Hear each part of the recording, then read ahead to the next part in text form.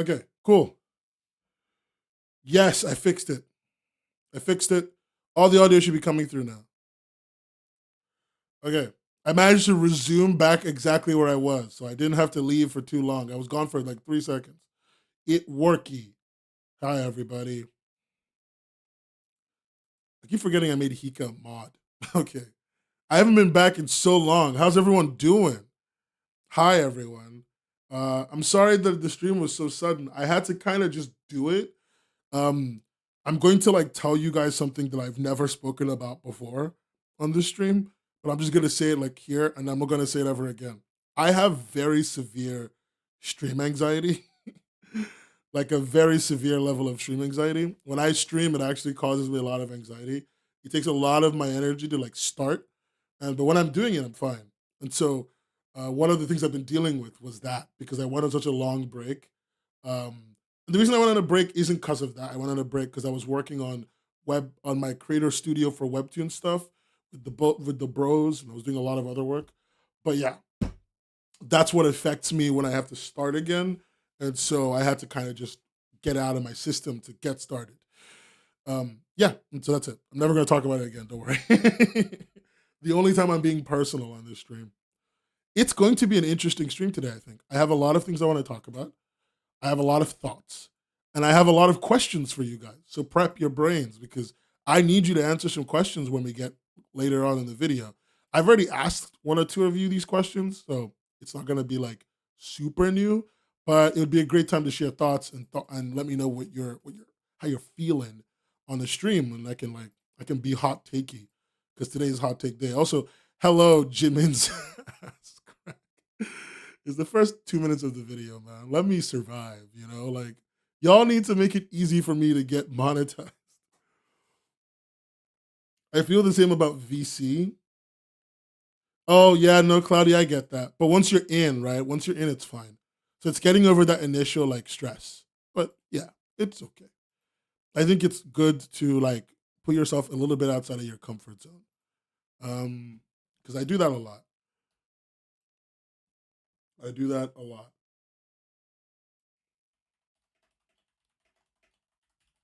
Okay. I have a new mic. I don't know if you guys can hear. Mic different, audio different. It's not gonna sound like crazy different. It's just I no longer get lost when I move around the room, but it also means that now you can hear goddamn everything in this gosh dang room. You know what I'm saying? You can hear it all. You can hear my hot takes.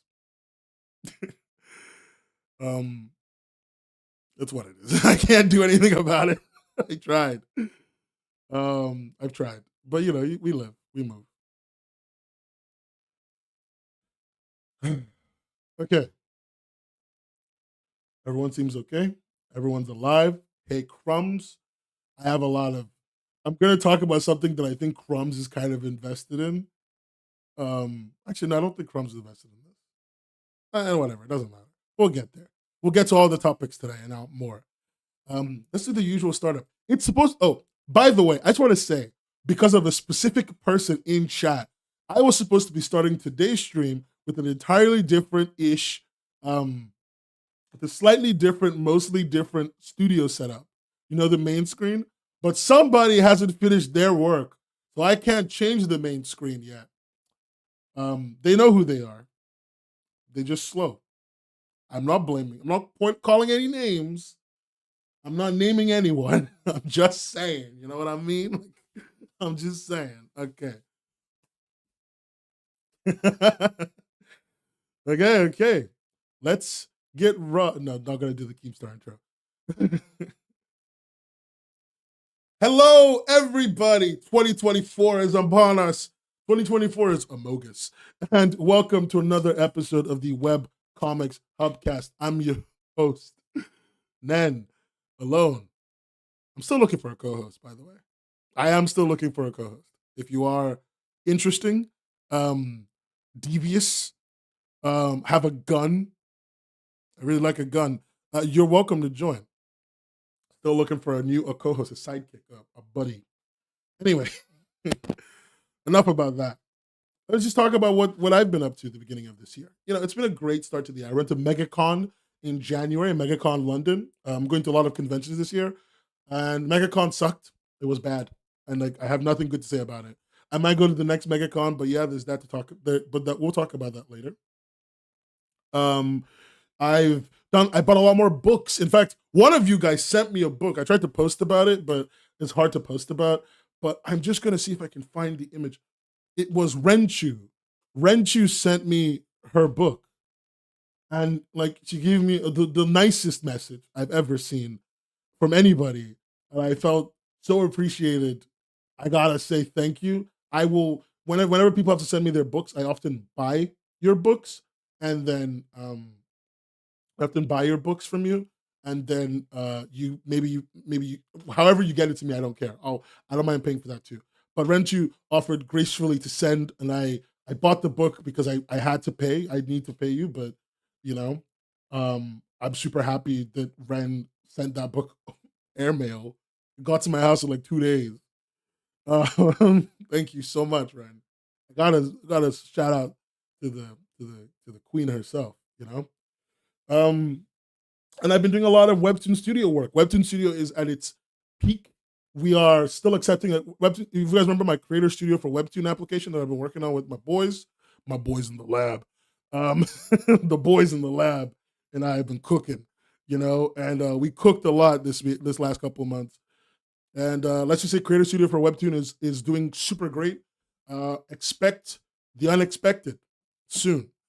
Anyway, reach out to my contacts in Hollywood to find you a co-host. Uh, Rowdy, please make sure you only reach out to the people in Hollywood that you know that have guns and are part of the Illuminati. I need those two things. Those two things are super important. Then we have to cook. Yeah, but me and the boys have been cooking in the lab, and we've made some great things, made some big strides this year. I can't wait for you guys to see open beta whenever that does happen. Anyway, anyway, let's talk about today's news, because today's news for me is a lot of little things that I didn't think were as important as they were until they started stacking together. And I think I'm going to start off by saying, guys, fellas, if you will, compadres, do you follow me on Twitter? Jokes. Do you follow me on Twitter though? Do you? Because and then we just do a quick screen transition. Um, a few months ago, I tweeted something very ominous, and I didn't explain it. I tweeted, um, not the Bofa tweet. Everyone, let me get it. All of you, let me get away with a Ligma Bofa tweet on Twitter. Truly horrible. I will. Okay, fine. I will use Blue Sky. Okay, I will start using Blue Sky after this week. I just don't like the interface, and also I've been on Twitter for so long. If you don't see my tweets, click the bell button so you get alerted when I tweet. Where is it? I tweeted like a very ominous tweet in 2024, and I don't know where it is. And it was because I had seen something, and oh, there it is. This tweet. 2024 is going to be a crazy exciting year. Webtoon may be going public on the US stock market. The Ink2 deals with major book printers. Korea is investing in a big way with a school at a big summer festival. It's going to be wild as fuck. Yeah, you see, when I said that, I was cooking, okay? And I was right, because everything I said in that tweet was true and is likely happening. Everything I said in that tweet was true, and most of it did happen or is happening. And I think I would love to kind of give us a rundown of every single thing that we're going to talk about. Also, how do we free ourselves from Elon? Look, I promised to make a what you call it, an account on Blue Sky. I did. I never promised that I was going to leave Twitter. I've said from day one that I'm ride or die Twitter. Anyway, I just want that to be clear. I will never leave Twitter. I will stay there as the ship sinks, but I will use Blue Sky more. I promise. Okay, everyone needs to get off my case. All right, fuck. Anyway, why am I being so mean? Everyone's been so nice to me. Everyone's been so nice to me. Anyway, you probably saw a lot of the deals that have been talked about, and if you've been paying any attention to the news, you've probably seen everything. So I don't want to like waste too much time. I want to kind of hit the news running. So if you guys don't know this, Webtoon signed a deal with Penguin Random House. which I think was great. I think it was actually kind of incredible. Webtoon signed a deal with Penguin Random House. The idea for that deal was that Penguin Random House would be the key distributor of their comics, of their physical books. Something that people don't know is they signed a different deal with Zeta Studios. This is a Latin American book deal. This is an article in Variety magazine from John Hopewell. Basically, they signed a Latin American deal with Zeta Studios, Spain's Zeta Studios, which means they will be publishing not only in Spain Spanish, but also in Latin American Spanish, likely. And that means that we're going to be getting more Latin American, like Spanish versions of Webtoon comics being published. And this, to me, is a much bigger deal than the English deal they started with Penguin Random House. This is evidence of the fact that Webtoon wants to go really global. It's a big company move. And also, I'm actually pretty sure that it's all temporary. It's all goddamn temporary. Don't worry, guys. You didn't miss anything. This is the beginning. The article is on screen. This is the beginning. So this is the beginning of what I started reading into everything a little bit more. I started looking a little bit more. I started checking out smelling the flowers a little bit, right? I was like, what's going on? What is happening? What is happening online? What have I been missing? Have I not been looking at at what's going on in the streets? Have I been missing the streets? Truly a travesty on humanity if I have missed the streets. And so I went on a bit of a oh no, I have I'm showing the wrong thing in my watch party. Anyway, so I was like, have I been missing the streets? And then something happened that really kind of grinded my gears, if you will. Webtoon laid off staff. Now, I looked into this Webtoon staff layoff thing that happened. It happened at the beginning of this year. And I was actually a little confused because I was wondering, like, why would they lay off people? They seem to be very economically sound. And then the layoffs also seemed very small. I looked on, if you don't know this, California has what's called the WARN Act. I believe it's called the WARN Act. Essentially, when a company's about to lay off several hundred people or whatever, they have to publicly tell everybody. And so there's a website where if you're an employee, you can find out that your company is laying off a bunch of people in X amount of time. And so I think it's called WARN. I may be wrong. Don't quote me on that. But essentially, I went to the website that tells you where the layoffs are happening, and Webtoon wasn't listed there. So it told me that the layoffs were actually very small, even though I was seeing them posted all over LinkedIn, all over Twitter. Friend of the show, and I say friend loosely, he was very nice to me and answered some questions. Tyler Beckett was laid off as well from Webtoon. I think I know him from Twitter. He's been following me for a long time. I'm following him for a long time. But also, he's a moot. I know, it's so cute. He's a moot. But also, he's what you call it? He worked on Everything Is Fine, and so I have a lot of respect for him. Turns out it was only about 30 people that got laid off, mostly from Wattpad. It doesn't seem like most of the people who got laid off were from Webtoon. So Webtoon layoffs were very few.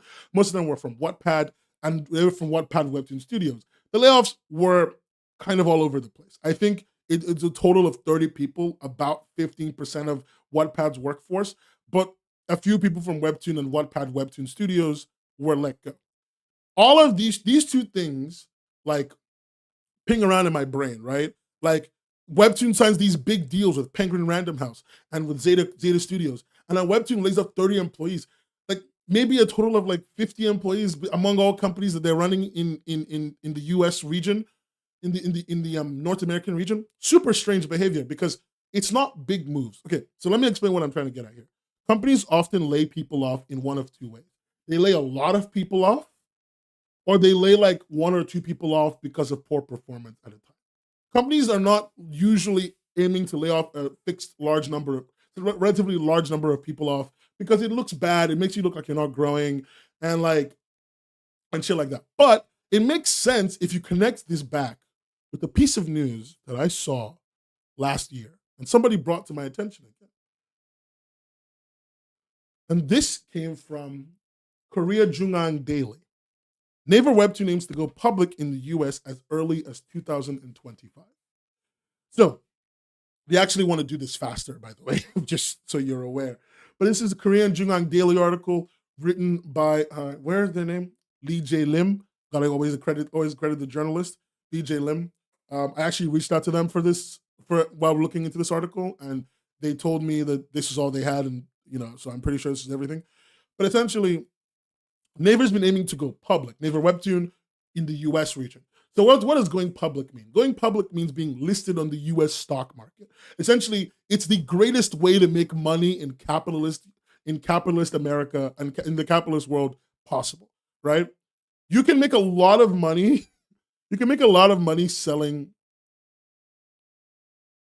Who's Griffith McLean? Weird person. Anyway, so I just saw a weird chat. I'm just gonna block them. They're a strange person. Anyway, you can make a lot of money. You can make a lot of money. What do you call it? Selling product, right?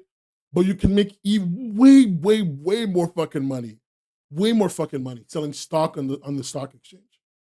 And so that is what Webtoon is aiming to do as of next year. And like, I'm pretty sure what they're aiming to do as a company going forward. Like their big move, their big play is to go public. That's why they laid off those 30 or so people. That's why they're like not, that's why their moves are so like minuscule and like specific. That's why they're making these big deals with Penguin Random House and Zeta Comics. I have more speculation on those deals, and I will bring them up later. But essentially, everything that is happening is all for Webtoon's desire to go public on the U.S. stock market. They want you to be able to buy and sell stocks in the company, and they're not just going public as Naver US, which is what I thought. Because if you didn't know this, Naver owns another website on the U.S. in the U.S. Oh, the deal they have with Penguin Random House is basically the ability for Penguin to distribute Webtoon books. So Webtoons like books are being distributed by Penguin Random House and by Zeta Comics, but in Spanish. I think Zeta also handles translation. Anyway, Webtoon Naver also owns this website. Apparently, it's got 200 million monthly active users. I have no fucking understanding of this website. But Americans, do you shop at Poshmark? Apparently, it's popular in America, Canada, and Australia. Naver owns Poshmark. They bought Poshmark for $1.5 billion last year. Yeah, you sell clothes there, and it's got like this weird TikTok bit added to it as well. Apparently, the kids are selling on Poshmark. So I thought, I didn't know Naver owned Poshmark or Wattpad, Lamau. Yeah, it's crazy. So here's the thing. It's like Depop. Yeah, it's literally like Depop. See, I thought that Naver was Poshmark. Poshmark. Read the word German. It says Poshmark with a K.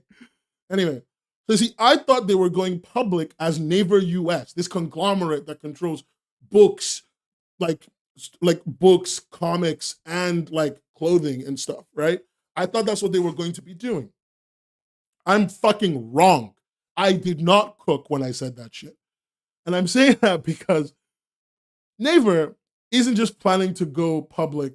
I'm trying to make sure I take you along with this. By the way, there's 2 articles about the number of people cut from Wattpad. This is just me making sure of something. Naver isn't just planning to go public because we're going to get to this. Naver isn't just planning to go public because they own all these different brands. They're trying to go public because the Webtoon brand is so fucking valuable. Webtoon Entertainment is so fucking valuable right now. 12 million monthly active users. Have you ever seen a number so big? Right? Oh, my government issued the UK issued a travel warning for Germany because your beer is too strong. Lol. Anyway, Webtoon is not, Naver isn't doing this. I don't care what that weirdo says. Anyway, Naver isn't doing this because they care about web cartoons. I know. Naver isn't doing this because of Poshmark and everything they own. They're doing this because Webtoon is just that valuable. Webtoons is where companies are looking to get content to be changed, to be transformed, to be put out there in the world. Webtoon is a big fucking deal in media. It just is true, right? And I think it's important for us to recognize that we're walking into a market. What happened to Tapas? Y'all need to be nice to Tapas. Kakao is Tapas in this one. Kakao Comics is not popular, but Tapas is popular in English. Also, why do people... Who's this Aladdin sneak attack person? Who, like, just... I don't care. Someone please ban him in chat. Like, it's just wasting my time. That's an unnecessary set of thoughts. I don't care what someone else thinks about me. Anyway, so Webtoon is fucking balling. Everything that Naver is going to be running off of for their public IPO that's coming around at the end of this year or next year is based all around Webtoon. Okay? Like all around Webtoon. And that's a huge fucking deal. That's a huge fucking deal. Sorry guys, I'm just a little bit.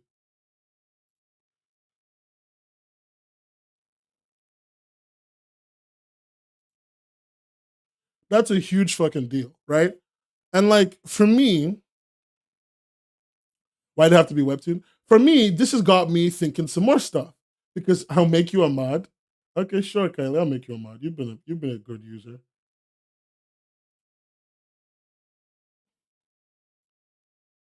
Lol gave Kylie so many rights.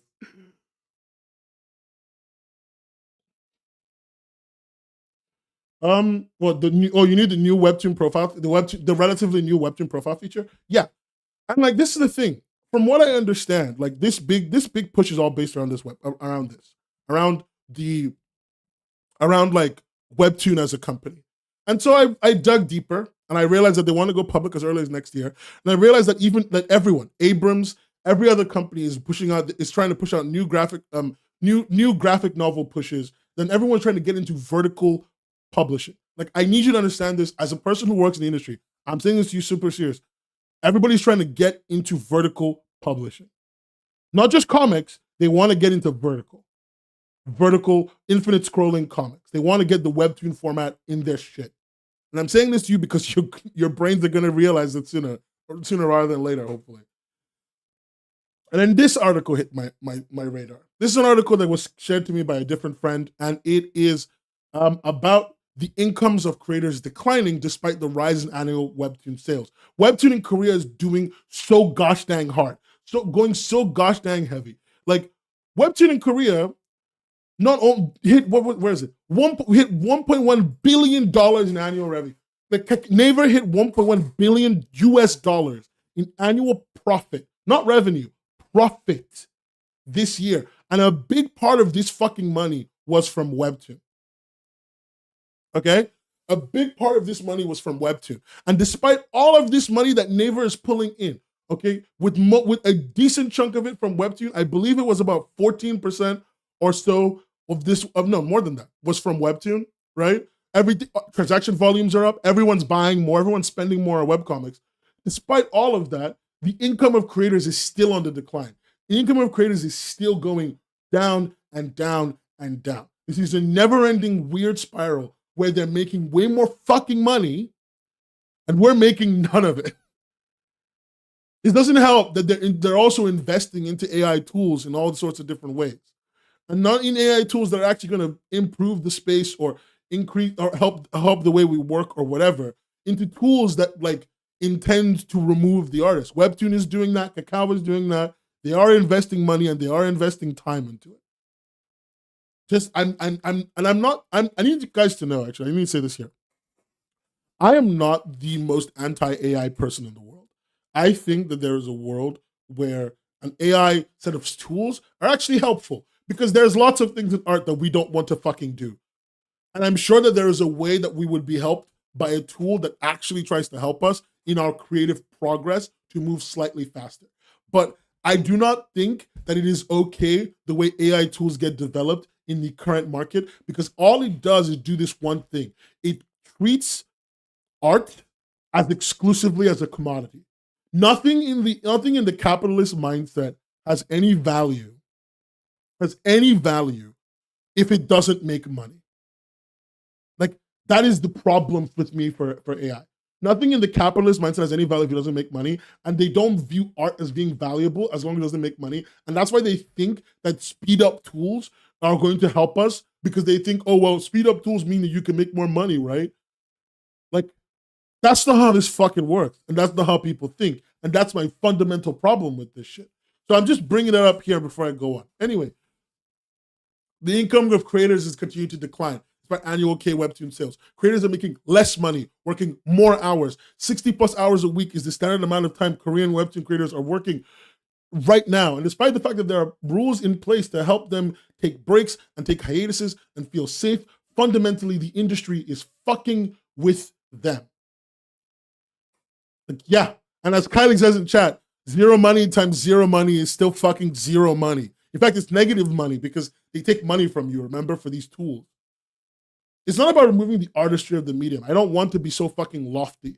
I don't think lofty is where I am. I'm just like, I think that you cannot treat everything as a fucking commodity because, like, it's not. Everything is not a commodity. Like, it just isn't. We are people. In this system, we are people, and the reasons we make are varied. And you cannot treat us like we are all goddamn fucking commodities because that is not a functional way to live your life. If you live every day thinking about your art by how much money it will make you and where it will take you and what next big connection you will make in the industry, you will kill yourself. And that is not okay. That is not the way to think about the shit that you make because that will ruin you. And so fundamentally, the way these people think about the stuff that we make is already flawed out the gate. End of. And they're paying us less and less and less money. And so, you know, like, and this is for later, actually, I'll bring this up later. And so, you know, I decided to like do a little bit more investigating. This is a great article. I'm going to post this at the bottom. This one is also from Sojin about Naver's Q4 profits being up 129% thanks to commerce, fintech, and Webtoon. Big thanks to Webtoon. But like what I also wanted to cover was this article. Even Kakao, master of all elements of suck, made money last year. Okay? Kakao's Webtoon service is fucking crushing it in Japan. Crushing it. $676 million just in pure sales. And it is continuing to crush it. Its service is called Piccoma. Piccoma is owned by Kakao. So it's not Kakao Comics, it's Piccoma. Even the leaders of suck are pulling some value out of this, which is telling us that this industry is doing well in as many places as is possible. And somehow, they're still paying us less. They're still making way more money. They're still paying us less. I think that's fucked up, fundamentally. I think that is a terrible system that we're working under. And I think, yeah, I know, right? Kakao is making moves. I mean, line manga has like been huge in Japan for years already. So Kakao being huge isn't like that strange, but it is odd to me that it is this much bigger because they bought Piccoma like 2 years ago or something like that. So I think it was 2 years. I don't remember. I'm not gonna lie to you. I don't remember when they bought Piccoma. I know they bought Piccoma at some point, but I don't remember when. And so like it's crazy. Webtoon is firing people from their companies in North America because they want to go public and make more fucking money. Kakao is making more fucking money. They're all making so much fucking money. They made $1 billion.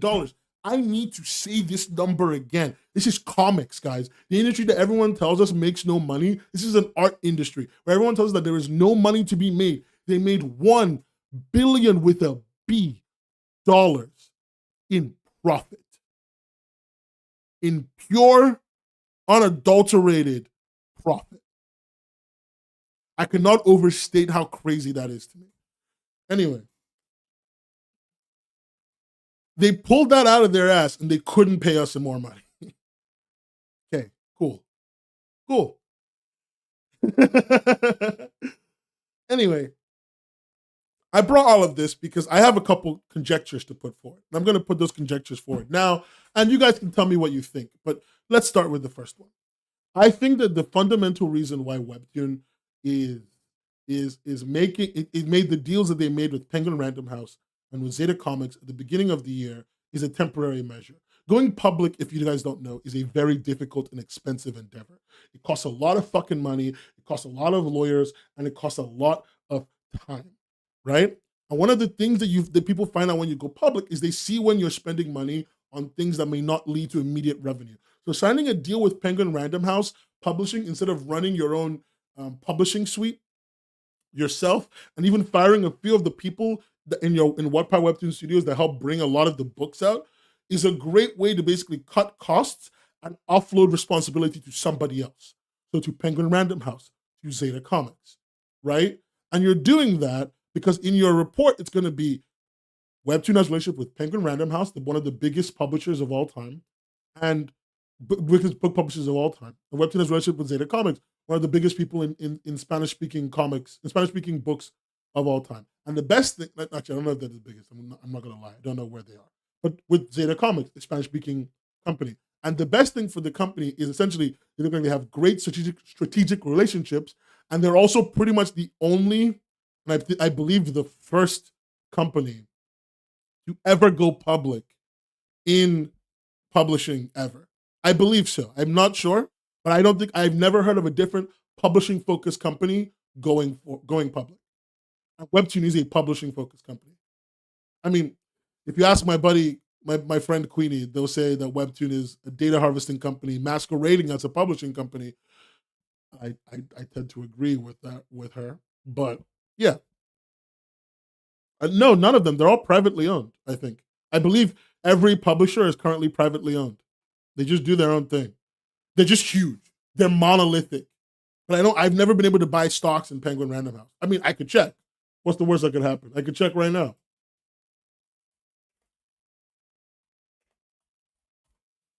Yeah, they're not on the stock market. They are a limited company. They are privately owned.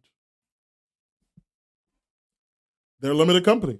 You can only buy stock in them if you're rich enough to give them the investment they want. You can't really buy stock like as a normal outsider. They do make their money selling data. They do.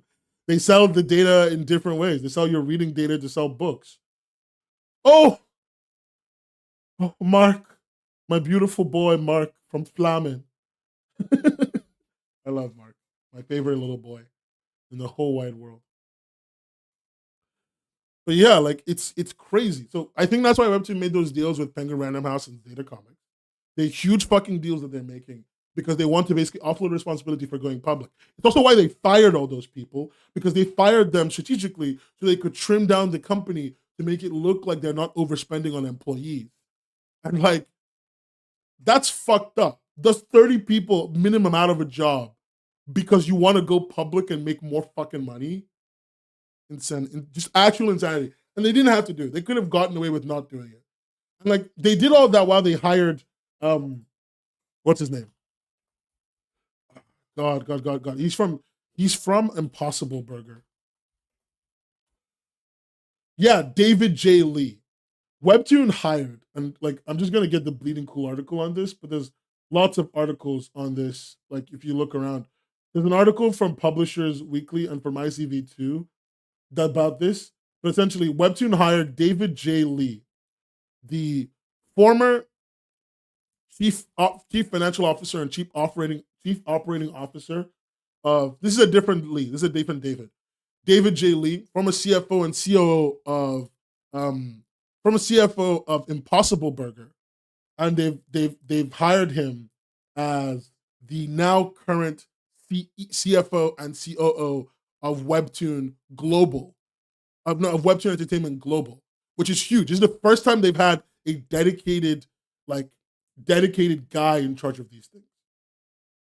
Yeah, it's a weird jump, but David J. Lee, he's like, let me put it to you like this.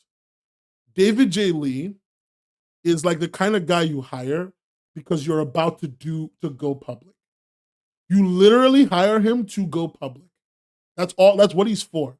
Like, he helped Impossible Burger make all their fucking money. He knows how to make money. He knows how to get investors, and investors love him. He is like a good CFO. Like, I just need to say, for the job role, he does the job role well. I don't hate the guy because he's not done anything wrong. He's just doing his job, but he probably asked them to fire those people, which is likely true. Empress Animations, Poshmark is mostly scams. Wait, really? I've never been on Poshmark. Is it that bad? It couldn't be that bad. I mean, maybe it is that bad, to be honest. Who am I? Who am I to say that it's not that bad? Hey, Danny, what's good? What's good, love? You came mid-show after I hit us with the big news thing. But yeah, hiring David J. Lee is like the move you make because you want to go public. He is like such a key person to hire for a company planning to go public. And I'm just gonna put that. I'm just gonna say that there.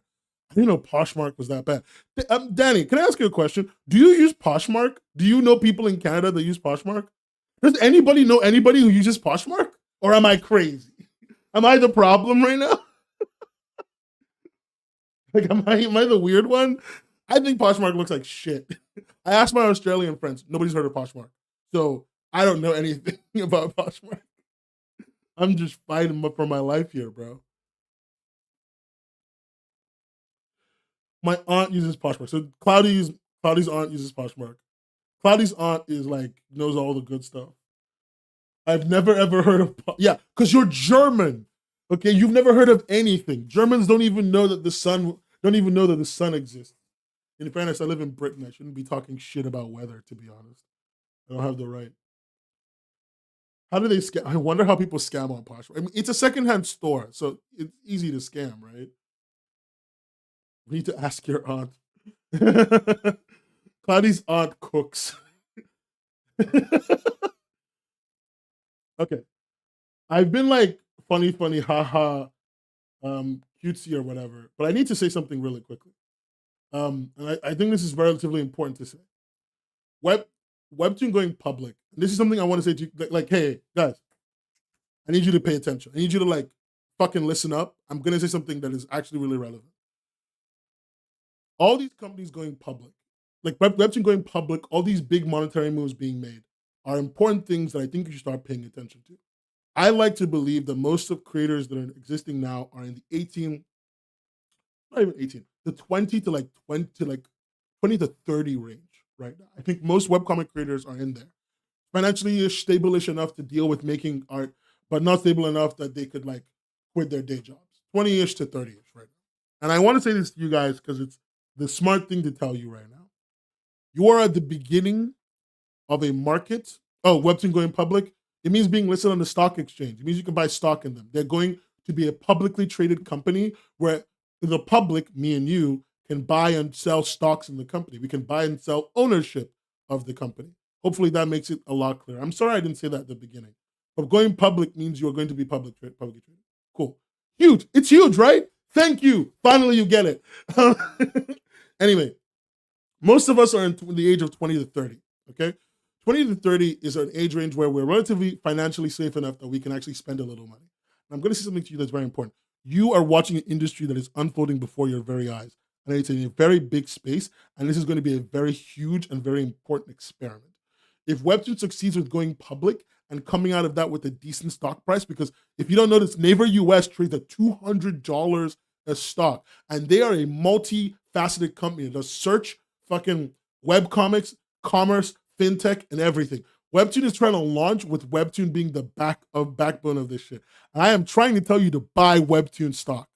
And also buy stock. Like start actually trading on the market based on the information that you have about the market. Start making decisions about your interference with your engagement with the market based on news that you learn about the market. I'm not telling you to spend your fucking life savings on Webtoon stock. Okay? I'm just saying that if you understand this industry, if you're paying attention and you want to start saving a 401k or whatever, consider adding these to your options because it's an industry you actually know. It's a space you actually understand. Now, I'm not telling you not to spend the money anywhere else. I mean, give me money on Patreon, please. You know, I'd be happy to take Patreon money. I love my current job. I love my day job. It makes me so goddamn happy. And I hate to say it, like it's the happiest I've been with a day job. But you know, I'll quit if this makes me more money, frankly. But like I need to be super upfront with you. You need to be putting yourself in a position where you are making decisions. When I say buying Webtoon stock is one thing, I'm saying buy Webtoon stock or make moves based on Webtoon's behavior. If you know Webtoon's going public, that means they're looking for more books. That means they're looking for more IP so they can bolster their backlog. IP in very specific markets likely, but IP nonetheless. If you think you're practiced and seasoned enough to be sending a pitch in, now's the time to send that pitch in. Companies that go public start growing at an exponential rate. Now is the time to put your time into getting pitches out. Now is the time to put your time into figuring out what the market trends are. Now is the time to look at other comic companies. Because this is the thing, the best part about a company becoming too fucking big is that smaller companies start to bite at their heels because the big company is making it so that those smaller companies get more funding because everyone can see like the end of the road, the big company lifestyle that they could be living. But those smaller companies are also more willing to work with you on a more personal, meaningful basis. Use the fact that big corporate change is happening around you to make big corporate change happen in your own fucking life and big industrial change happening in your life. One of the great things that you find out if you look at pull lists and book sales and stuff that's happening in the book spaces, you can find out what tunes are being sold, and maybe if you care about making those, whether you can be one of those people too. If you check out Kickstarter in the wake of a big company move, you often find that certain books start getting pushed a lot more. I saw the Kickstarter for Entwined, the Webtoon is about to make its money, and I've seen several other Webtoons go on Kickstarter to get themselves printed and do pretty goddamn well. And I'm also very happy to take your books. If you have books, send them my way. If you're printing even a limited run set of your books, send them my way. Let me know. I'll pay for them. Just let me know. Anyway, so like, now is the time to make big moves and big change in your career. Because as much as this industry is so goddamn much, I think that we should take advantage of their bullshit for ourselves for once. And you should pitch not just to Webtoon. Everyone is looking for vertical content.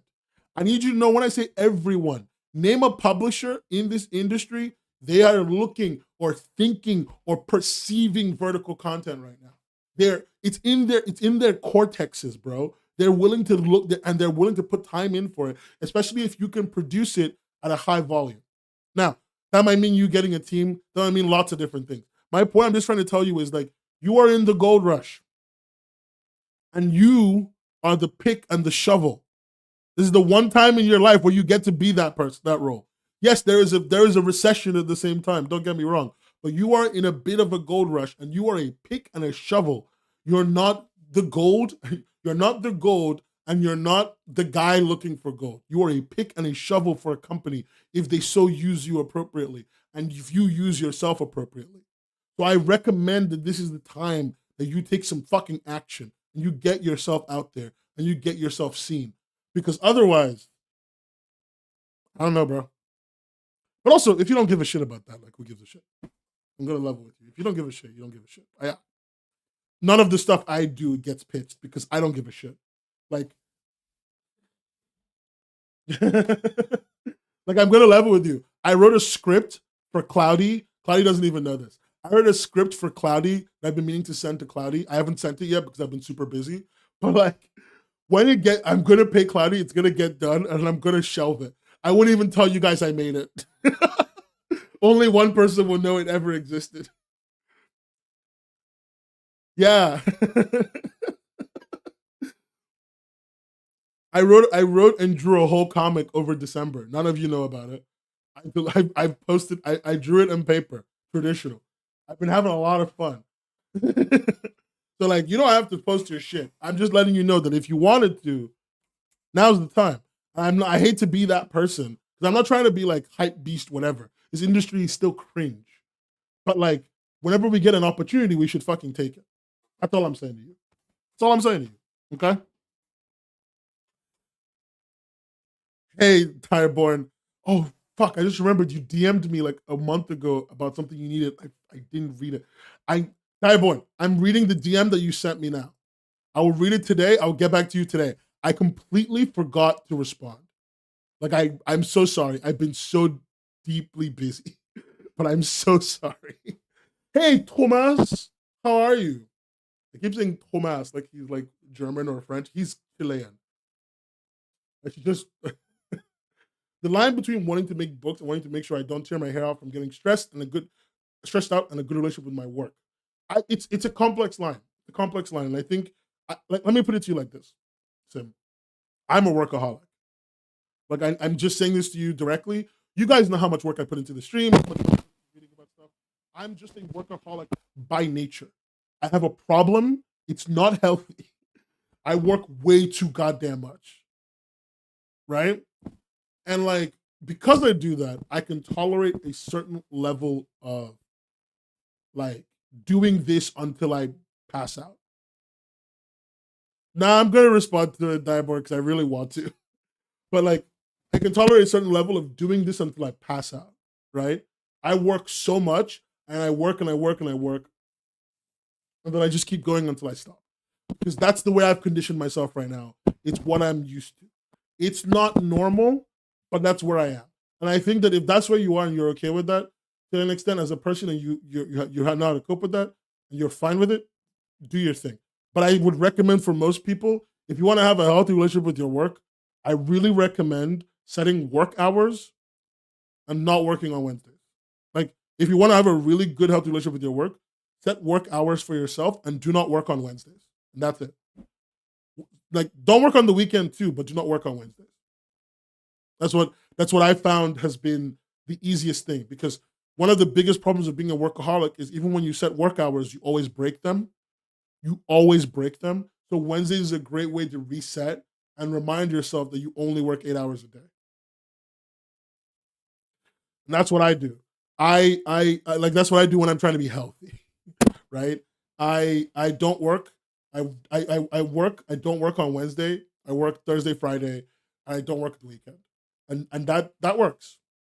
Nothing. It's a great reset day. It's the middle of the week. It's a wonderful reset day. I think Wednesday is a great day to kind of like analyze your week, take a break. It's often the days when like a lot of places are having like little outside things that you can do, and so Wednesday just happen to be a pretty good day to take a break. It depends on your city. Maybe your city is more of a Tuesday kind of city. Take a break on Tuesday and then work on Sunday. I don't really give a shit. Just take a break at a point in the week when you can refresh your mind. Okay. Um, Also, I really recommend for everybody who draws digitally and does digital work, a great way to keep yourself from overworking, get a notepad. Get a notepad. Thanks so much, Diaborn. I really appreciate you. No, you're a great person, Diaborn. Like, you're actually super. Like, I remember reading your message. You're working on a comic with a buddy. It's a whole thing. I think it's like super admirable shit. I love what you did, and I'm sorry I was irresponsible. Anyway, I recommend getting a notepad, getting a physical book where you can write on it. It really helps. If you live with someone whose schedule is not consistent, then be your own consistent schedule. You can be the center of your schedule for both of you. That's completely okay. I think it's important. Like, I used to be super inconsistent, and I used to live with other people, and like I used to basically use one person as a timer and as a level. And so if somebody else can get into, if you can get into a regular scheduled like schedule, you can really fix the schedule of those around you. Anyway, any questions about everything I've spoken about today? I know it was a lot. I know it was a lot of things, because I want to move on to one next topic. I want to move on to another topic. If there's no question, I'm going to move, because I want to talk to you guys about something. I want to talk to you guys a little bit about AI. Let me just see. When can we invest in public Webtoon? I do not know. They are looking for 2025 at the latest, early 2025 at the earliest, sorry. But they've also, I forgot to show you this. They've hired a very important company. I forgot to show you guys two things, by the way. It's crazy that I did this. I did this. You'll watch the VOD, Thomas. But I forgot to show you guys two things. One, Webtoon has hired a company. They've hired, where is it? Where's the article? I had this open like 10 minutes ago. I think I opened it on the wrong browser. I think that's what's happened. Um, Webtoon hired a new company to help them basically speed up like going public. They hired a new company to there. I think that is. Oh, there it is. There it is.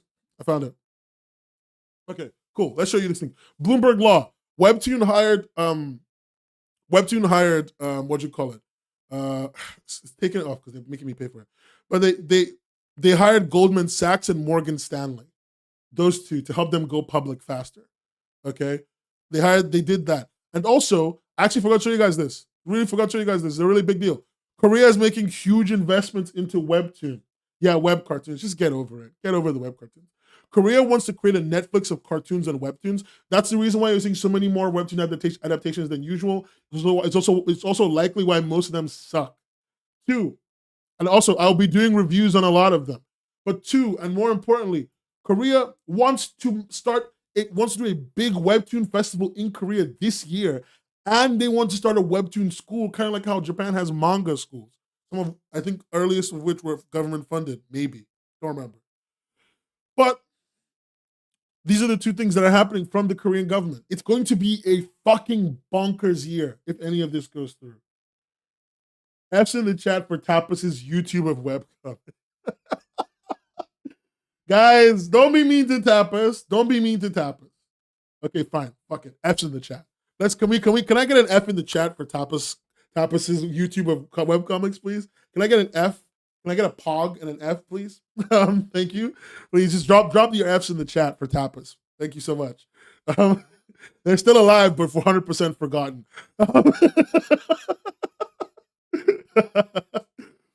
F's in the chat for Tapas. I'm not gonna lie to you. This graph was devastating. This graph was devastating. Like, I looked at this like 4 times, and this is devastating.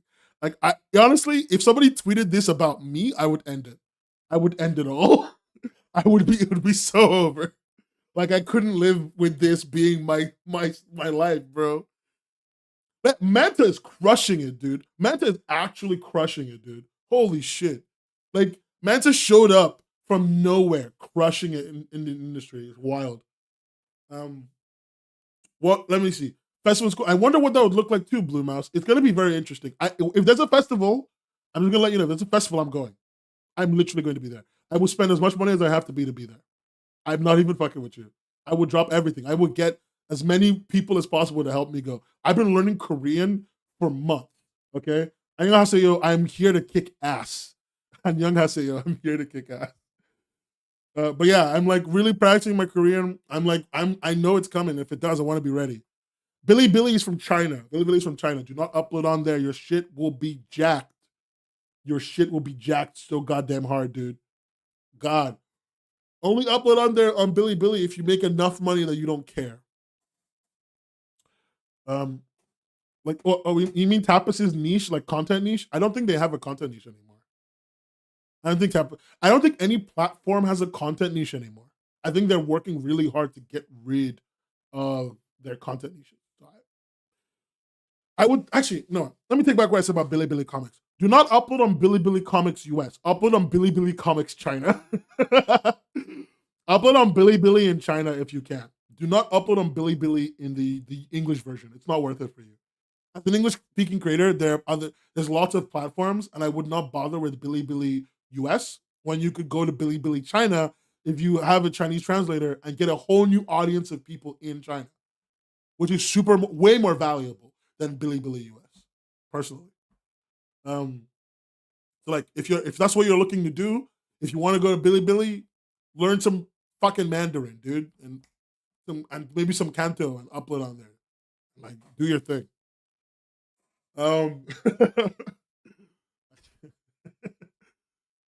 Let's see. Somebody said in chat, not festival is cool.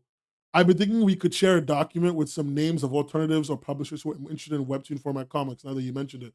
I'm in a really weird position where I cannot talk about publishers who may be interested in Webtoons because I have a certain level of knowledge that may be considered proprietary.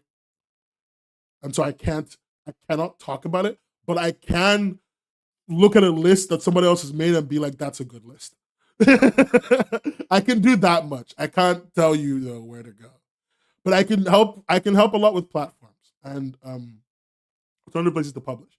And I recommend, and look, I'm gonna fucking say this again. I work for Global Comics. I'm not gonna hide this, and I think it's really important that I say it out loud. I work for Global Comics, but I work for them because I believe in them. Not really anything else. Trust me, I would fucking eliminate them here and now if I could.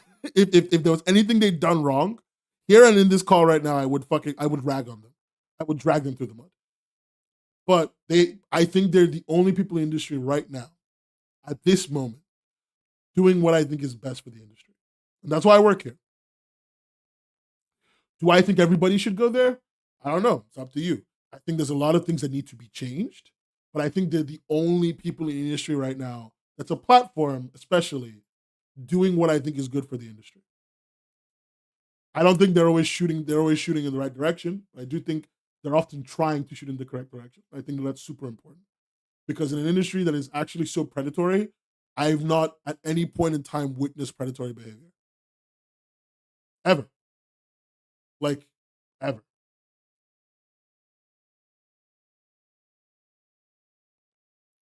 Oh, Webtoon Reddit's doomerism. I mean, Webtoon Reddit is doomerous because they want to be doomerous. I don't think the industry is going to collapse. I don't think the world's going to end. I don't think anything bad. I'm gonna be real with you. Namikomi is pretty good. I think Namikomi is pretty good in a lot of ways. I don't like Namikomi for one reason, and one reason alone. I do not believe Patreon model is the correct way. I think Patreon model is useful. It's a great addendum. I do not believe building yourself on the back of a Patreon model is a correct way to build a long-term sustainable business. And that is me. That's me personally. Okay. But I don't think it's like so wrong that I would call them hacks or anything. I just don't believe in the Patreon model as a core method of monetization for a platform. And I'm just gonna say I'm gonna talk about platform dynamics for a little bit. Platforms gotta make money, right? Platforms have to make money. They just have to. And the thing with making money as a platform is that, especially when you use VC funding, which I think Rowdy, I think you're right. Right, Rowdy, I'm gonna be so real with you. I think if the entire industry collapsed, they might make more money. But it would still be the same like distribution, but like with no possibility of upward mobility, which is I think what platforms often offer. Anyway, like let me talk about platform economics for a bit.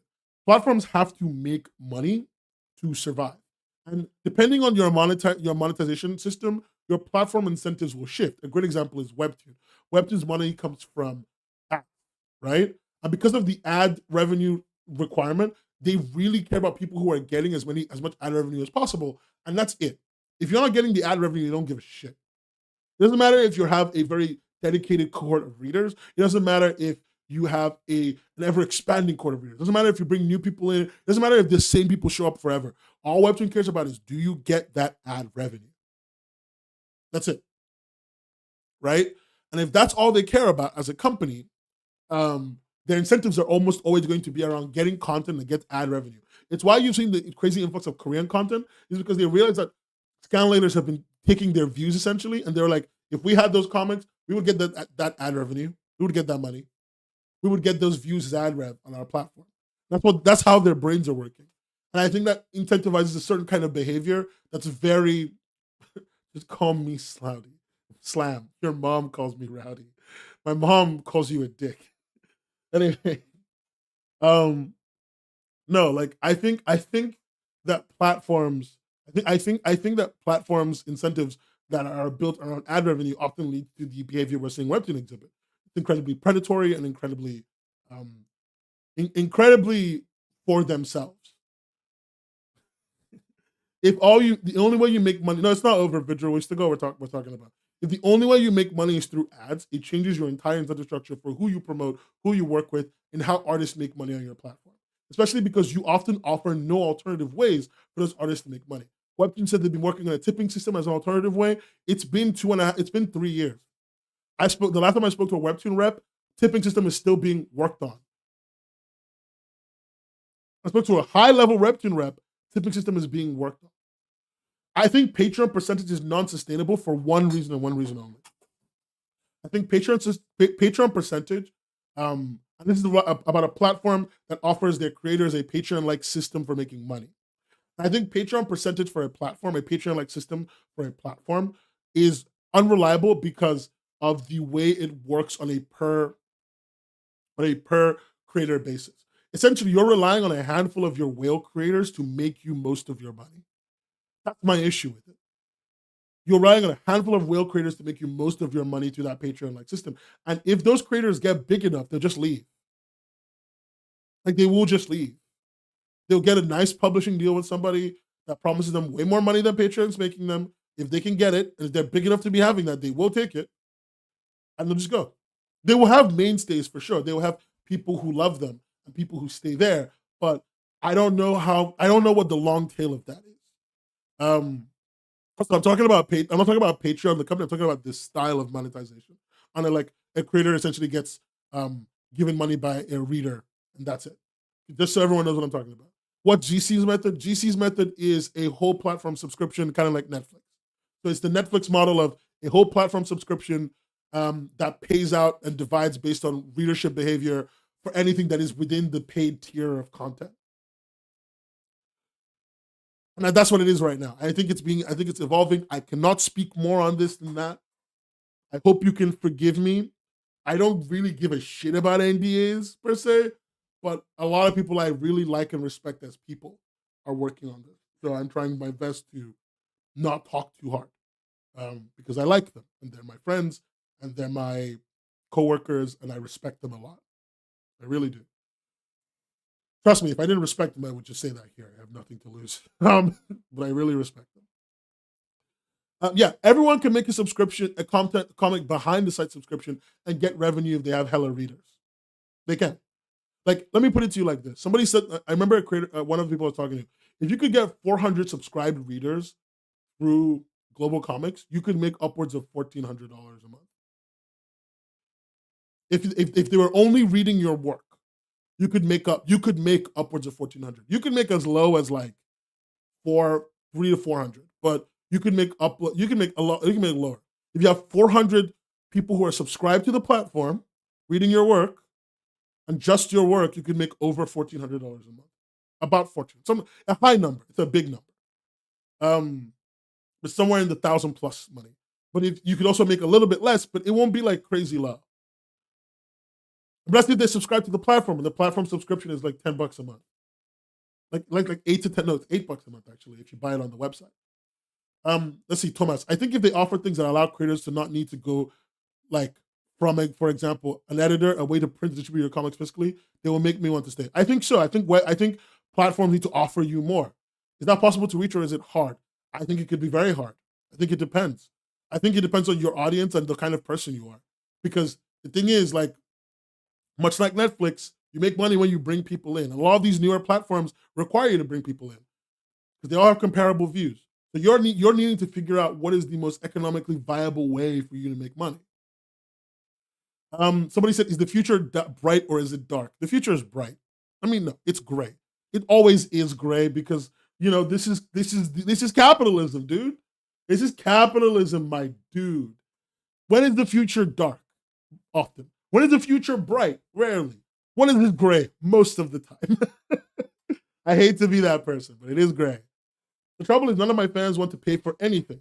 I think fans are very willing to pay, but you need to work them the right way. And I think that it's very important to figure out how to do that. I want to actually spend some time learning from somebody who knows how to convert people. I'm going to go talk to a CFO that I know and respect and a few marketing people I know and respect and see if I can learn about how you convert people into paying people. I think that's something we want to learn. I think something we need to learn. So I'll look into that. I promise.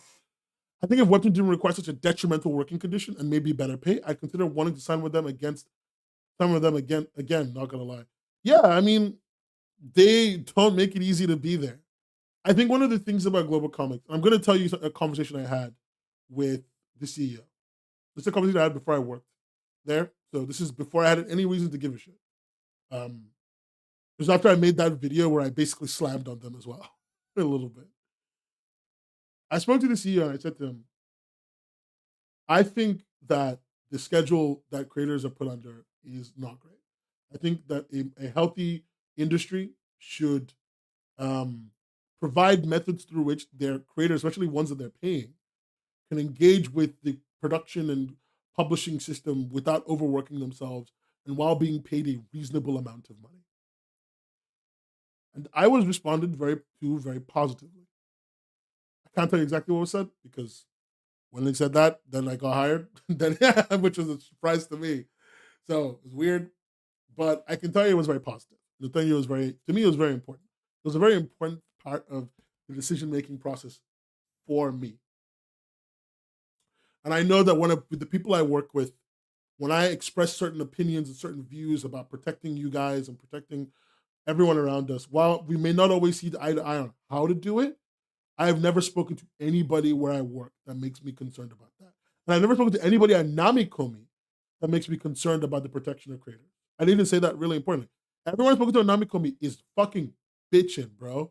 Like they're actually really cool people who care about the same shit that we all care about. And so, you know, I think the future is brighter than it is dark. I think we just need time, and I think it will come. I think we'll be fine. I think if we stop putting our trust in the big mega conglomerate as much, and we start looking around us, and we start thinking a little bit about where we would better invest our money and time, I think we can see a better future. And like, 'cause I'm saying this because I don't want to pretend. I don't want to like give a fake false. Oh, only GC cares. I'm saying only GC is doing what I think is the best. But I know at least two platforms give a shit so goddamn hard. So as Nigga Squigga said, we are so back. Like kind of. We're so back. Any more questions before I move on to the next topic? Because I really want to talk about AI. I really want to talk about AI. I know you're gonna hate me for it. I really want to talk about AI. Anytime, Nika, I'm always happy to answer anybody's questions. I think questions are a great way to get me thinking right. I think it gets us thinking right. As I like to say every time when I come on stream, I have the smartest community in the world. Comics is hard, but we stay grinding. Exactly, Slam. We stay on that grussel, on that grind set. All right, we stay on that grussel forever. You know what the grussel is? You guys know what the grussel is? Remember, this is a season 2 classic. The grussel and the grind set. We stay on that grussel. We grind hard. All right, the grussel is the grind and the hustle, bro. We don't stop. We don't stop here. Nah, I wanna. Trying to think of something so you don't talk about AI. Give me a minute. I'm ready to fight. Am I about to glaze AI to you? No. Guys, listen. Remember, guys, I am a grussler like you. How could I be on AI's side? I'm one of you. I'm a grussler. Guys, what are you doing to me right now? All right, I grussle hard. I love the word grussel, dude. Tim, don't you remember when I first started saying this in season 2? Grussler Supreme. Thank you, Cloudy. Cloudy's an OG, an old head. Cloudy's an old head coming in here with the Grussler one. You gotta come in with the Grussler mindset, guys. Face red eyes droopy. I love the idea of weaponizing data sets to make them garbage. No, I do not think I removed it from my memory. I can't believe you forgot that I was the Grussler Supreme. It used to be my name on Discord. I'm gonna go back to that. Grussler Extraordinaire.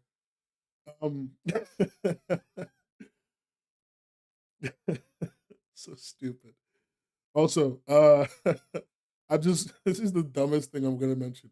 I'm having a bunch of custom notebooks made for me for my note taking and my Korean classes.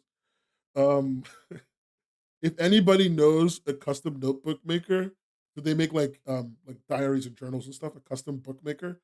Let me know because I'm looking at someone, but I may not want to work with them forever. I want someone better. But yeah, I'm the Grussler, bro. Don't think of Grimace. Think of Grussler. Uh, I'm sorry, I'm fucking losing it. Oh god, it's so stupid. Anyway, um, just okay, cool. Let's actually get into the AI thing. I want to don't put Amazon.com in chat. What the fuck? I want to ask people a very genuine question, and I want your rawest reaction.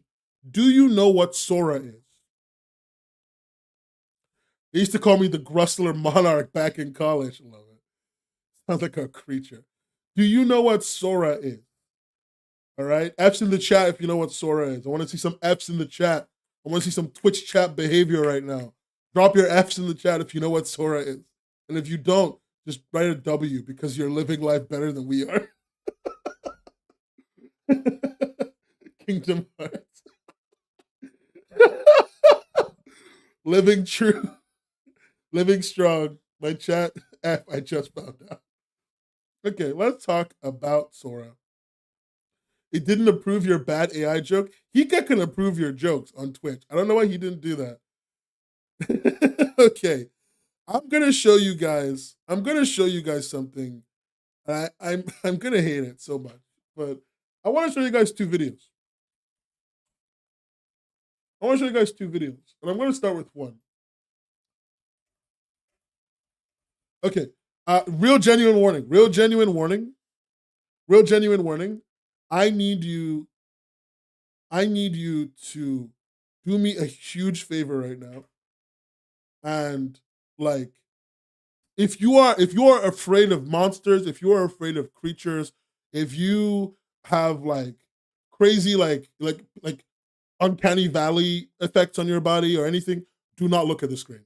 I would describe what's on the screen, but do not fucking look at the screen. I'm saying this because I care about you. Okay. So just a year ago, this is what AI video used to look like. It used to look like this. Will Smith eating the spaghetti. Oh, the spaghetti is so delicious. The spaghetti. This is what AI video used to look like. And it's awful. It's terrible. But this is what OpenAI revealed last week. This is Sora. You can look at the screen now. It's no longer disturbing. Everyone who doesn't want to see any horrible thing, you can look at the screen now. Horrifying stuff is gone. This is Sora. Sora generated this video. This video I'm showing you on the screen right now is 100% AI generated. Okay? 100% AI generated. And if you're wondering, oh, well, maybe it looks bad on closer scrutiny. Oh, that's like video artifact because I jumped the video. But yeah. Yeah. This is where we are. This is what Sora can generate. Now, I'm showing you one of Sora's best videos. Everyone shows you this video because one of the best videos. But Sora can also do things like this. Drone shots. It can even do Minecraft videos. I think at one point they showed a Minecraft video. But don't be too afraid. Sora isn't that perfect. Sora makes a lot of mistakes and generates a lot of weird shit. I want to find the weird shit video. Where is it? Yeah, it's not here. It's this one, I think. The paper planes, the weird cat thing. It still generates weird human faces a lot of the time and weird movements from people. And it still generates a lot of weird little things here and there. Someone said they've seen the chair video, which one I'm looking for right now. I'm trying to find the really bad chair video. Oh no. Oh yeah. Sora makes videos like this, like this. Oh, by the way, the dogs all phase into each other. Be very afraid. And this one, which I think people have seen, which is the weird little chair video. Yeah, the candles don't blow out and they don't move. It's weird. Everyone's probably seen this one too. When the chair goes like donkas and like goes literally insane and starts floating. Yeah, this is super weird. Anyway, I want to do a poll. I want to do a question, quick question. And I only need you to respond with yes or no. You just saw Sora. Are you afraid of AI? Are you afraid of AI, generative AI right now? Yes or no? I don't want anything else. Just yes or no.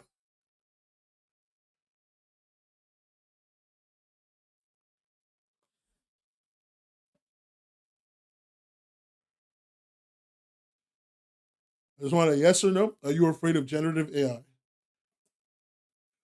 Which chat not proving their value right now. Lots of no's. I'm very actually super happy. Okay, I'm gonna pick one of you who said no. Rosie, why aren't you afraid? You're like 14, you're like 18 though. I shouldn't pick on you. You're a child. That's not right. Kylie, why aren't you afraid? And Blue Mouse, why aren't you afraid? the three of you, tell me why you're not afraid of AI right now. I just want to know. I don't know what you're thinking because I have thoughts too. The German is not allowed to speak in the chat anymore. Just bullying. Just bullying, bro. Who's done no crime. Okay, so you're not scared because you're angry. Why are you angry? It's not even about art now, man. It's about this being a really big tool for propaganda and stuff. I mean, yeah, no, that shit's bad. But that's not the biggest problem. We've been able to do some level of this for like 10 years now. I think a lot, and I feel like people haven't seen this. I feel like people haven't seen this. I'm just gonna like freeze my screen real quick.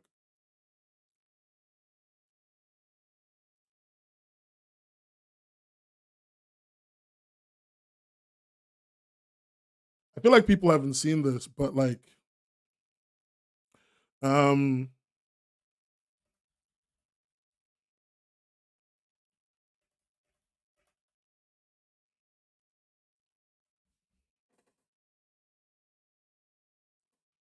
yeah.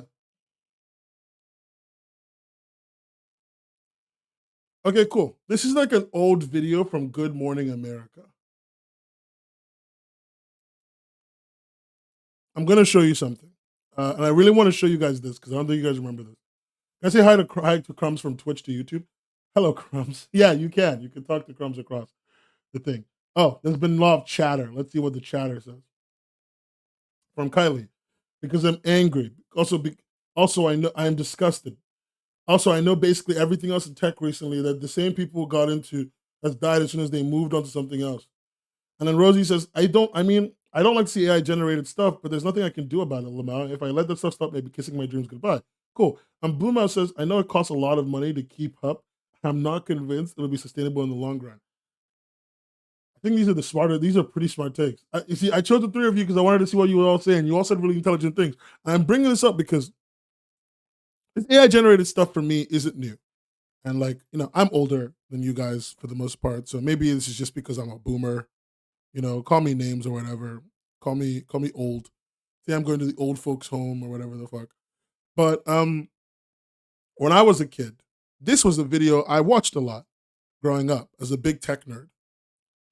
This is a video of Barack Obama. And this video that you're watching right now is fake. This was fake. I think they had Jordan Peele do the voice because they used a bunch of synthetic stuff to deep fake Obama and make him say stuff, and then they layered it on top of it, an actual video of him, and it looked like he was talking. We did this in 2015, 16, way back when. And so for me, this is what I grew up with. So these videos, this increase in generative power isn't scary to me because even though I'm worried because fundamentally the reason why these people are making these things is because they cannot see art as anything other than a product to be made for money to be made off of, and nothing else. These people have no imagination that people create for any other reason than to make money. So they think AI is a valuable tool because that's all it was for. And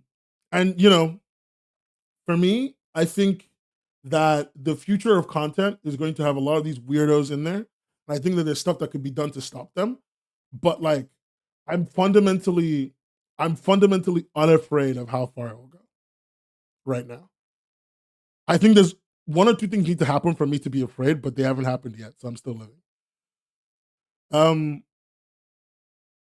Ligus Squigus with dead internet theory. Yeah, I think to an extent that might happen. I think the disinformation cesspool will be horrible, which is why again I'm not afraid until I see a certain thing happen. It hasn't happened yet, so I'm not freaking out yet.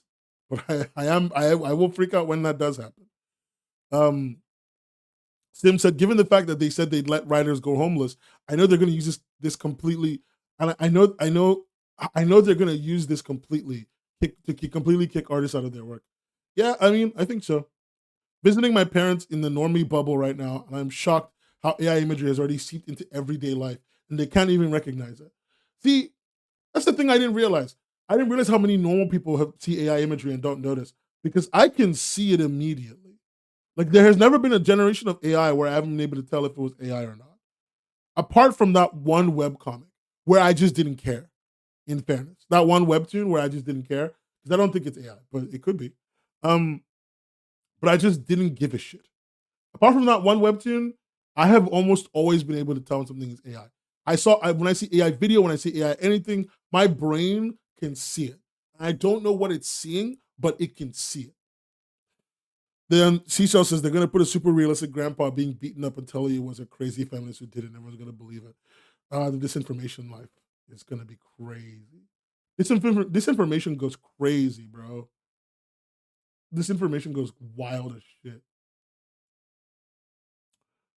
I couldn't discern some of the source stuff, to be honest. I see the only one that may have actually almost tripped me up, funnily enough, was the not the Minecraft one. It was the one where it was animated, the papercraft one. The papercraft one almost tripped me up, and I realized it didn't make sense. But I could see all the other ones. Yeah, I've been talking to my coworkers at a college library, and it's becoming a problem to the extent that they're just educating folks to be responsible. Those people go through mental gymnastics anyway, so it's nothing new. Okay, yeah, it's the seashell thing. Yeah, that one isn't going to be as big of an issue. They do whatever they want. But I see you. I see where everyone's coming from. You see, okay, I'm not afraid of it, especially in the art industry, because I think there's two things holding it back right now. And I want you guys to hear me out. Tell me if I'm wrong. I think that right now, mainstream copyright law has not accepted AI generated content. I don't think it will. Like, I'm not saying it won't, but I don't think it will right now. I'm pretty sure we're going to see a decent to large move away from AI content being accepted in copyright. And I don't even think you may be able to register a copyright with anything generated with AI. I'm really hopeful for this, because this is the big thing, in my opinion, that's holding back AI. If, and I really mean if AI never gets the right to be, like, never gets the ability to be copyrightable, everyone's going to abandon it. That's my first thing. Second thing, and I think that's something that's relevant to say. I don't think that AI created stuff will remain invisible to normal people. Um, I don't think AI generated stuff is invisible, will remain invisible to normal people. I think that there will be a future where AI generated stuff just will not get copyright protection, and so most corporations will abandon it, and normal people will start to see it. They'll start to feel it when they look at it, because it has a look. It has a look, because this is the thing. So hear what I'm saying.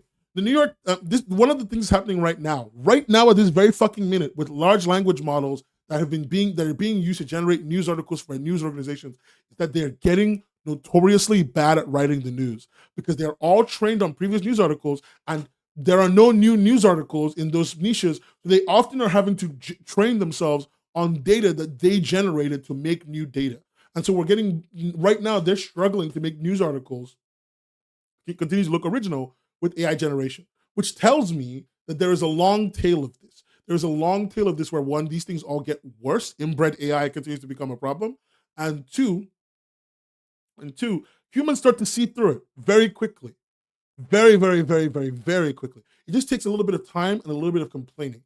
And three, I don't think you'll get copyright protection. If all three of these things remain true or continue to happen or whatever, I think we'll see a different future. And I think what makes it more important to realize is Webtoon, Webtoon, sorry, wrong word.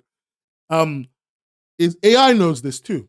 Because Sam Altman, CEO of OpenAI, and all the AI companies are banking on a thing that OpenAI has requested, which is to no longer be held to the standard of copyright. They basically don't want copyright to apply to anything that they work on or they make. And they've asked for that. They've asked for essentially a copyright exemption for everything they ever generate, ever generated with OpenAI. And I don't think that's going to fly. I don't think anyone's going to let that fly, because that is a problem. That is a major problem. Yeah, it shouldn't get copyright. It literally isn't being made by a human. Copyright has almost always been attributed to a human. It's never been attributed to a machine, and it should never be attributed to a machine. It should always be a human. And it needs to be a human creating the item, not just talking about creating the item. Otherwise, idea guys will be getting copyright before, like, creators do. if I like, that's the thing. It's this, yeah, it is the snake eating its own tail. I think because they are veteran enough to know whatever. Oh, let me see. My parents don't really care about AI, even though they're artists. I think because they're veteran enough to know whatever that is so far removed from art that they don't need to worry. Yeah, but your parents are like super advanced artists. I hate to say, your parents are boomer artists. They have nothing to fear. They will have jobs till they die. I hate to be that one, but they are part of the moneyed class. your parents, your parents are the bourgeois in this situation. I hate to be that guy.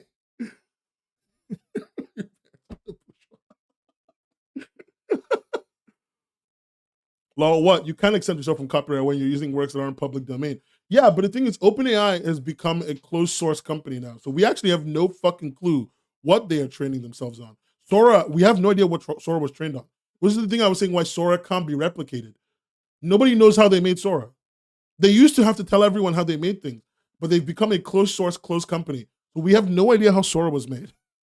We have no idea what they trained on. We have no idea how or what they did to make Sora. So it's gonna be a long time before we get a Sora competitor. That's for sure. And by long, I mean maybe a year. I'm gonna be honest, maybe a year. But yeah, I don't know. Is that even legal? Like to not tell people what you trained on? No, but I mean it's not illegal. So the only way we could do that is if we could prove somehow, or we had enough evidence that they may be training on our data. So you would need to see it generate something that looks like your data, and then you could sue them, and then you could subpoena them for all of their training information, which you could then use to provide that to the public, which is which is what a court case will likely do in a year or so. They can find a single generated Sora thing that looks like a person's work. So that's gonna be interesting. It's gonna be very interesting. Um, I just sorry, I'm thinking about it and it's bothering me a little bit more. But yeah, yeah, they want to be exempted from the copyright from copyright. They want to like be free of the shackles of basic IP ownership. It's wild, wild, insanity. Destroy their pipeline. Yeah, I agree. I think you know what? I'm going to recommend a book for the class. Listen up, class. I got a book recommendation for you. Pay attention. Okay. I'm going to recommend a little red book. It's a little red orange book. I'm going to recommend you get it. And I'm going to recommend you read it. It's called How to Blow Up a Pipeline. It's by a creator called Andreas Malm, Malm. I recommend that you buy this book and read it. You could probably get it for like $3 on eBay. Get it, read it. I recommend you read it right now, or sometime in the next week or two. Shut up, Pearl. You know why I'm recommending the book. It's a good book. It's a good book. Don't be mean to me. No, you're not gonna get on the list. It's not like a weird. It's not like it's just a very provocative title, but it's not like there's nothing in there that's evil or wrong. Have I read about Gurgle's theory on AI and creation? It does shed some hope for the future and the real issue that AI faces in the creative field that sheds some hope. I mean, no, I never read. It's free on audiobook. Oh yeah, cool, awesome. People should get that. Go listen to the audiobook. I have never read Gurgle's theory on AI and creation. In fact, I will look that now. I looked it up now.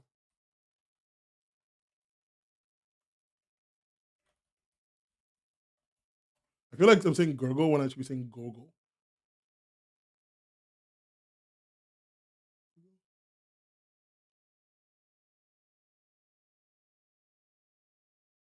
Can you like what is his like? How do I say his entire name? Whoa, wait. In short, once everyone has the tool, it's worthless. Hold on, wait. Is Gogol's theory literally if everyone's super, no one is? Really? That's his theory? Syndrome? Their theory is syndrome. I'm look, I'm not trying to be a hater, but that's what that sounds like. It sounds like their theory is syndrome. Okay, cool. Okay, then I'm just crazy. It sounded like that, but maybe I was reading it wrong. The thing is that art and community go together. Okay. So I think art and community go together, and if everyone in the community has access to the tool, it stops being special, and people stop using it because basically it's that like we're okay. It sounds like I don't know. I'm trying to put the thoughts together that you've given me. I feel like I need to read the whole thing, I'm sure I'll read it and I'll drop some information to you when I see it. An AI promotes individuality on a selfish level of plagiarism without community interaction and engagement, and so it dies. Huh. That makes sense. Unlike real art, which is a very collaborative thing, it requires community, it often requires showcasing. It's about yeah, maybe Syndrome was right. Honestly, maybe Syndrome was right. Is not what I thought we would get. So it is syndrome theory. It literally is syndrome theory. If everyone is super, no one is, and being super is no longer interesting because being super is such a selfish thing to be when we could build each other up. And if you're especially in a community when we need each other. I mean, America is fucked. Hyper individualist nations are fucked. But everywhere else where people are people, oh my fucking god, guys! Syndrome taught us how to deal with AI. I can't fucking believe it. I can't believe it. I cannot believe it. Sure, I want to send me the cartoonist co-op post. I cannot believe that the ending of this line was Syndrome taught us how to deal with AI. Okay, this is my last thing I'm going to look at before I have to go. So I want to do the cartoonist co-op post. And actually, it's a great time. Ask me some questions about AI you may be worried about, or make your statements. I want to see what you guys think. I want to see how you guys are feeling right now after everything we've talked about. I want to know what you guys are thinking, feeling. You know, what's going on in the little noggin of yours.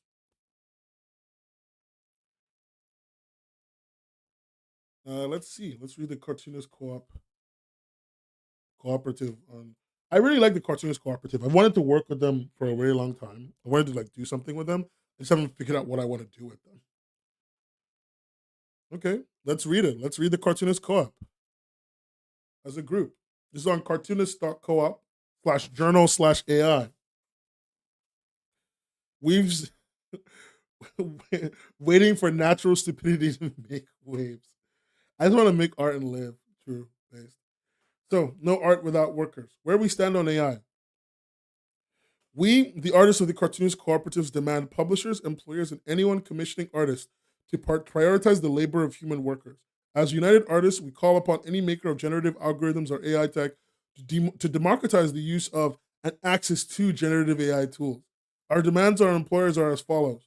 One, publishers, employers, and commissioners must not require use of generative algorithms or generative AI tools.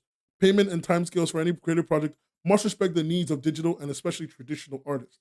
Two, publishers, employers, and commissioners must disclose to both workers and the public if Gen AI has been used on any creative work at any stage of the production pipeline. Three, publishing or other creative employment contracts must include a clause stating that said employer cannot use, sell, or license a creator's work to train any AI or algorithm. Any contract without such a clause shall be considered to be exploitative. Regarding the use of tools, four, as United Artists, we disallow the submission of another artist's work to any Gen AI dataset without permission. Any acceptable possible submission must be for datasets that are transparent in how data is used, stored, and retained. Artists must be able to withdraw their work from such datasets at any time. Five, any artist making use of generative algorithms or AI must set payment and timescales for deliverables in a way that does not undercut digital and especially traditional artists. If such tools are used at all, we strongly encourage exclusive use of personal homebrew models, especially for those which are open source and copyright free. And six, any artist creating work with the assistance of generative algorithm or AI must clearly indicate its use in publication of the work. Further, we encourage the hiring of artists by other artists over using AI wherever possible. We call for prioritization and support of traditional artists, especially as they are the group most likely to be negatively impacted by these tools. We also acknowledge that the abuses of the tech industry do not begin with and are not so contained solely within AI programs. We call for an end to mass data scraping and surveillance by individuals, companies, governments, and other entities. We call for AI creating companies to prioritize the needs and wants of their workers in the global south. And finally, we call for such companies in the Western tech industry generally to return power to regions most affected by the trade of conflict minerals. We stand against the child labor and environmental destruction baked into the core of AI, computers, smart tablets, and almost all machines. We stand in solidarity with those most affected by these issues and are committed to the creation of a just society for all workers in the creative industry, supply chain, now and forever. And I think that that is pretty much the best statement you can make. They're right. If you like, forgetting just the fundamental issue of the chips that are being used to power these things, coming from the kids in like the Congo, coming from the places where these materials are mined and the resources that are taken and the silicon and the batteries and the blah blah blah. Like fundamentally, if you didn't know this, when they do these generative models and they needed to like check what it would generate, I remember they said they hired a bunch of Kenyan workers at like $2 an hour to just look at what was generated and like say if it was good or bad because that was the busy work they needed done. I don't know if that's still true, but it's not. It wouldn't be the strangest thing that's happened in content moderation. So like, I don't know. I think that was a really good statement. I think it maybe Syndrome was right. Scott McCloud's creator Bill of Rights need to come back with this in it. Yeah, for sure. And like, what did Kylie say? My main problem with AI in the end isn't the corpse using it; it's people using it on a smaller scale. The single user potentially ruining a creator's career or relationship with fake art. Also, small artists think they have to use the work faster. Kylie, small artists think lots of shit. Like, I don't know. I understand that we shouldn't add on to their plate. I'm not gonna sit here and be callous. I just feel like there is a world where we just educate instead of fight. But I also think fighting is important. I don't really know how to feel about all of this sometimes because I'm angry, but also I don't know how you stop something like this other than the ways I've already mentioned. If those ways fail, I have no fucking clue what to do. Like I'm being so for real right now. If the copyright stuff fails, if the ability of people to notice fails, I, I feel kind of lost. So I don't know. So I wonder. I'm like, small artists think lots of things. They think lots of scared things. And they're small, and of course it makes sense. Is there a world where we talk to them better? Nah, I don't think so. I think there is a world where we don't give them those tools.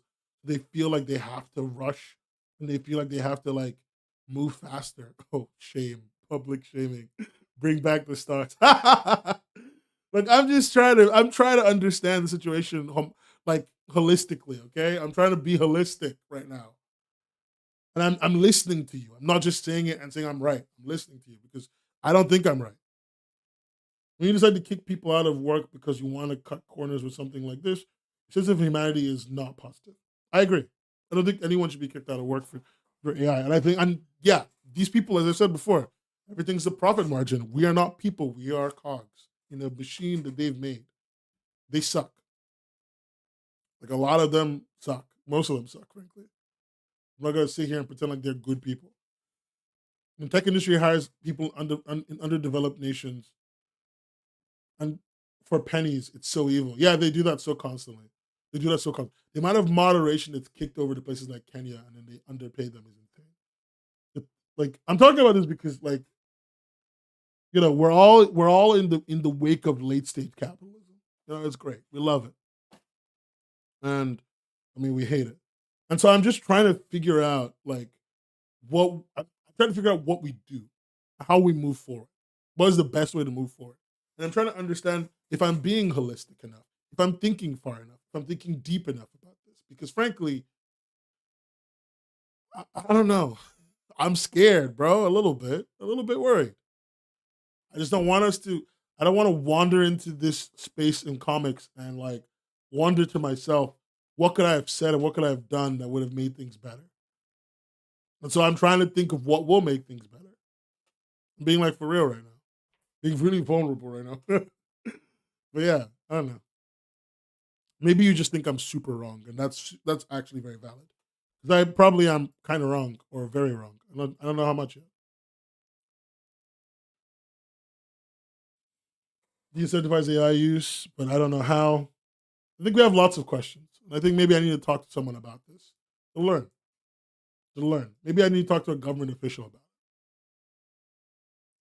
It's always been a cyberpunk trick where government gets replaced by corporations. It is, but I don't think we have to live in that future. 2077 doesn't have to be our future. I think I need to, you know what? I'm going to see if I can get some time, talk with a legislator or something, an anti AI legislator, something. Maybe likely in the US, maybe in the UK. And just ask what could be done to stop it. Because I think it'd be really valuable to learn about it. I'm going to be doing more AI content coming up in the next couple of weeks. And I just want you guys to know that that is a thing that is definitely happening. And there is nothing in the world that is stopping me. That's a lie. There is literally one more AI thing I'm going to be doing. And I promise you, it will be the last AI thing I do for like the next 3 months. Okay? One more AI thing. And that'll be the last thing I do for the next like 3 months. Unless a big thing happens. But I'll break that promise immediately. The only reason they're doing it is because of money and attention. If they can't get it, then it dies. I'm just sitting here waiting for it to all crash. Even voting seems so useless right now. Like politics attracts the dumbest dumb-dumbs. No, it doesn't. It just attracts people. And unfortunately, I have to tell people this a lot. And I need to say this to you guys, and I need to say this to you very genuinely. Y'all are the bourgeois in this situation. The average person isn't dumb. They're just scared. And they're making decisions because they are scared. And you need to be a little bit more aware and a little bit more compassionate of that. Because like y'all are the ones with your Wi-Fi and your like college education or your high school education or your whatever. We are doing better than we're doing better than most people. The average person makes $4, $4 like can only makes $4 an hour or something stupidly low when you consider all the hours they live. And like they don't make enough to live. Like they make a stupidly low amount of money and they barely can survive. They are not doing well. Of course they're making decisions that you don't like. I think we need to be very like knowledgeable about that. They're struggling too, like we are. And I don't think we should be so dismissive of them. There's one thing I've noticed that's very interesting though, that gets the whole AI thing in shambles. Why do people get so hesitant to pay for something once they find out it's AI generated? Yeah, because it's worthless, which I think is the reason why Google's theory makes more sense. AI generated stuff is interesting because it's fascinating, it's fun, it's exciting. But like you said, once the toy is over, once everyone is super, it's no longer exciting to be super. It never really is exciting to be super. So I think we are so back. I think we are so back. Syndrome for president. I should be Syndrome. Hey, Pearl, put it on the costume list. Syndrome. Actually, no, don't put Syndrome. I think that's only for today. We'll rethink Syndrome. Syndrome Nan. Can I be Syndrome Nan? What does Syndrome Nan look like? Guys, what would I look like as Syndrome? Important question for the chat. I assume if no one did the work, why should that one be paid? Yeah, I think that might be a way they're thinking about it too. Yeah, like anybody can take that video, but not everyone's a director. True. Not everyone can give a super specific view. Syndrome Nan has no beanie? Spandex? You think spandex? If someone draws Syndrome Nan, I want to see that. I'm asking for too much. I'm sorry.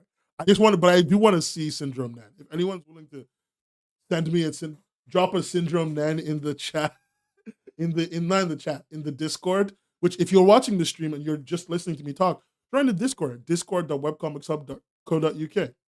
Discord.webcomicshub.co.uk. That's how you can join our Discord. Anyway, yeah, if you're in the Discord, post it. Like, ping me in it. I love costume ideas. Oh yeah, I'm getting a new PNG tuber model. It's going to be more like an animation model. And unfortunately, I'm being punished by somebody who's doing this to torture me and also charging me so much money. You got to pay for the arts, guys. But goddamn, my bad.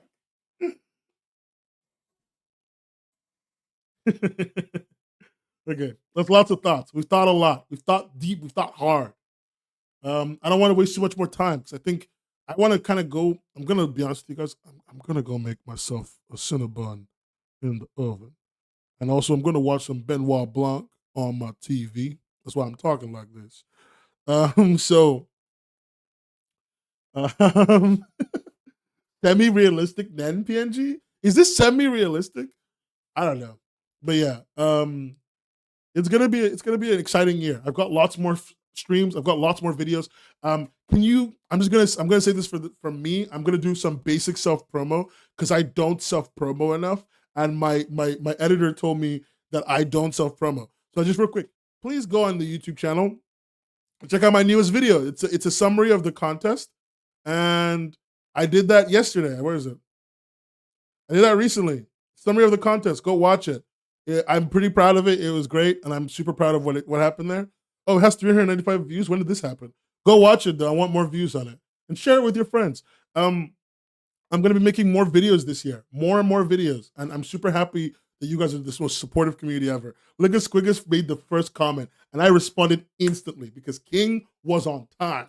Okay. 2, I'm making way more shorts. I've been uploading way more shorts and way more content. So I'm trying. I'm making new shit. Go, go, go. Watch. Okay, watch. Consume for me. Okay, there's more Nen videos coming this year. I'm still looking for a co-host. Still looking for a co-host. Please help me. I need a co-host that's funny and smart. And preferably not another mask person. I don't need another masculine person. I don't know. I think there's too many of us. I mean, I don't know. I just want to appeal to my 60% female audience, okay? Jesus. Anyway, that's it for me. Stream's over. Good night. I'll see you guys next week when we'll talk about. I think next week we're gonna do next week we're gonna do a tier list. Tier list next week. Give me some ideas for a tier list in the Discord. But I think I know what I want to do. I want to do swords or I want to do weapons. Weapons most likely to make me feel afraid. Yeah, that's what we'll do next week. Tier list week. Okay. Good night.